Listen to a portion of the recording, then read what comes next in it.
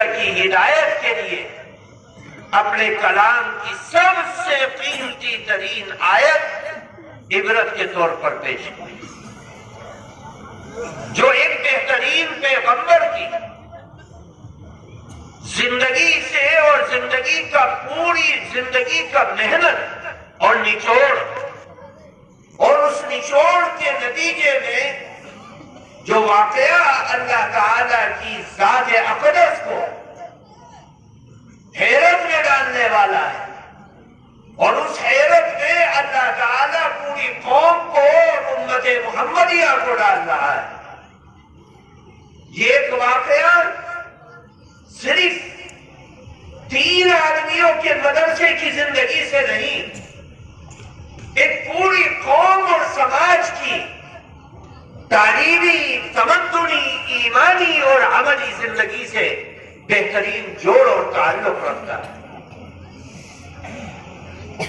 ہم بہت لمبی بات نہ کریں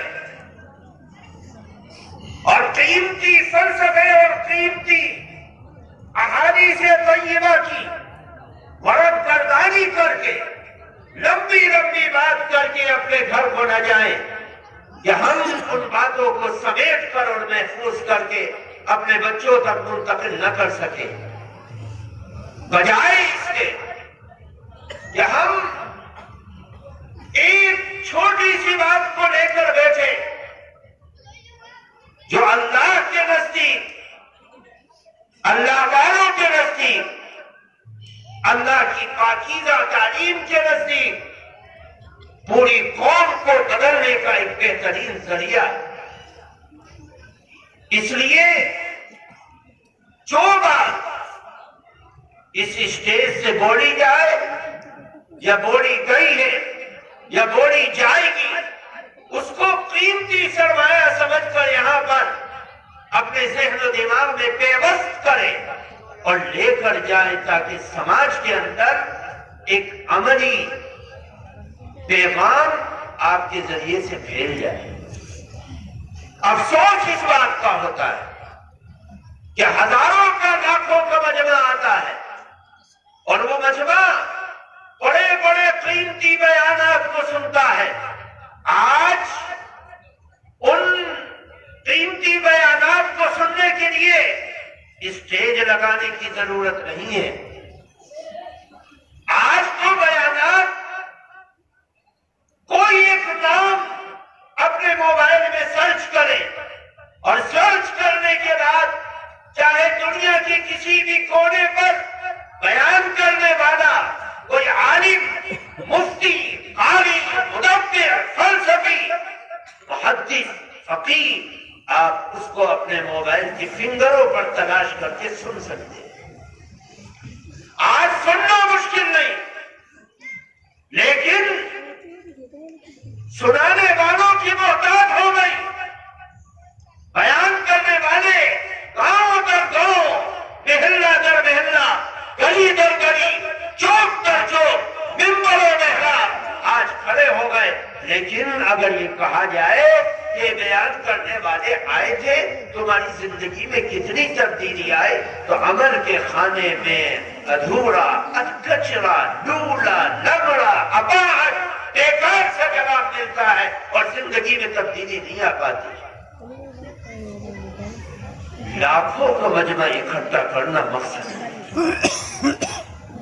مقصد یہ ہے کہ آپ لاکھوں روپے خرچ کر کے اور قیمتی سرمایہ کھپا کر لگا کر آپ آئے، کچھ لے کر جائیے، سمجھ کر جائیے، وچار کر کے جائیے، سوچ کر جائیے، اور اپنی زندگی، گھریلو زندگی سے لے کر چوک کی زندگی، محلے کی زندگی، گاؤں کی زندگی، علاقے کی زندگی، ملک کی زندگی، اس کے سرمایہ کو اکٹھا کرنے کے لیے ان زندگیوں کو بدلنے کی کوشش اور لائے عمل تیار کی۔ قرآن میں سب کچھ ہے، قرآن نے اندھیرے میں نہیں رکھا۔ آج قرآن کی ایک آیت لے لو، معمولی سی آیت، اگر ایک آیت قرآن کی دے دی جائے، وہی قرآن کی آیت ساری دنیا کے ایک ایک انسان کو دنیا کے ایک جانور کو اس کے اوپر اللہ تعالیٰ کے احسانات کتنے ہیں صرف 3 بول کے اندر انسان سمجھ سکتا ہے. وَجَعَلْنَا مِنَ الْمَاءِ كُلَّ شَيْءٍ حَيٍّ. قرآن کو پڑھنے والے ہم ہیں، لیکن اس قرآن سے سمجھ کر اپنی زندگی دنیا کی، قبر کی، موت کی، حشر کی اور میدان محشر کے بعد کی زندگی کو بدلنے کا جو سسٹم اللہ نے دیا ہے وہ سبق نہیں دے پاتے. آپ جلسہ پورے رات کیجیے اور جب پوچھئے تو پلہ جھاڑ کر آدمی کھڑا ہو جاتا ہے، کوئی سبق لے کر نہیں جاتا. ان قرآن کی آیتوں کو، اس سرمائے کو، اس نظام کو ہم جو اس اسٹیج سے پیش کر رہے ہیں اور سننے والے سن رہے ہیں، اس کا مقصد صرف اور صرف یہ ہے کہ میری زندگی ذاتی زندگی، میری زندگی انفرادی زندگی، میری زندگی اجتماعی زندگی اور آپ کی زندگی، ان دونوں زندگیوں کے اندر اسلامی تبدیلی اور انقلاب آ جائے. وہ کب آئے گا؟ جب میں اور آپ عملی زندگی بنانے کی فکر لے کر یہاں پر بیٹھے. رسمی طور پر آ گئے تو کچھ نہیں ہوگا، رسمی طور پر آ گئے کچھ نہیں ہوگا، اور اگر عمل کی نیت سے بیٹھے ہیں، سب مت لو، ایک لے لو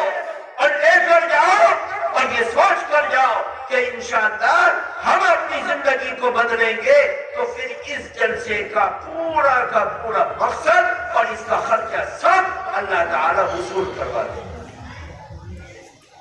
نیت کرو کہ انشاءاللہ ایک ایک بات جو ہم سنیں گے وہ لے کر جائیں، انشاءاللہ اس پر عمل کریں گے اور اپنی اولاد،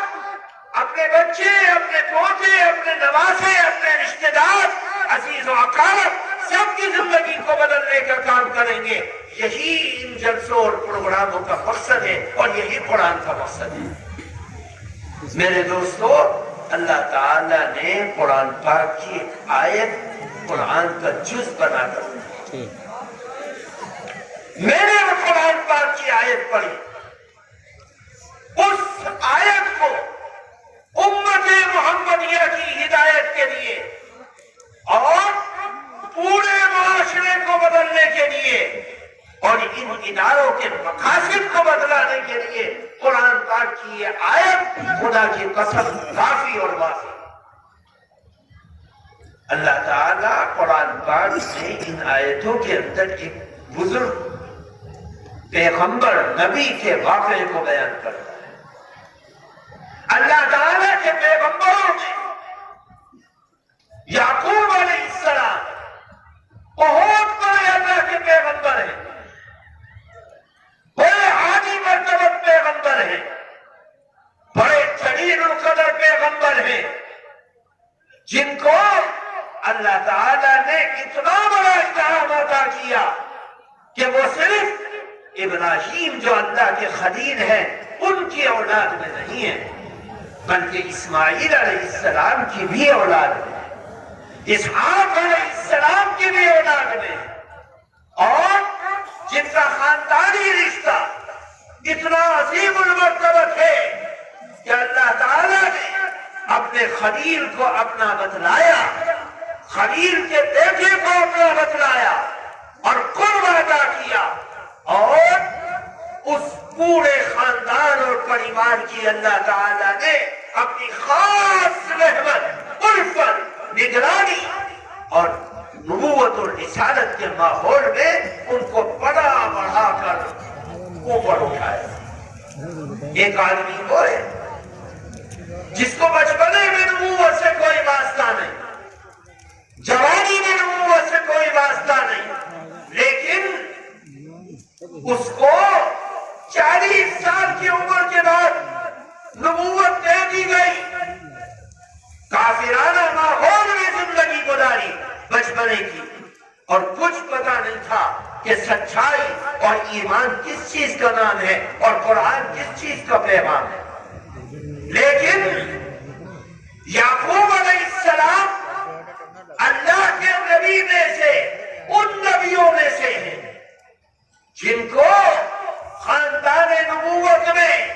ماں کے پیٹ سے لے کر قبر کے پیٹ تک نبوت کی سرپرستی اور رسالت کی سرپرستی ان کو عطا کی گئی. اور اتنا عظیم المرتبہ خاندان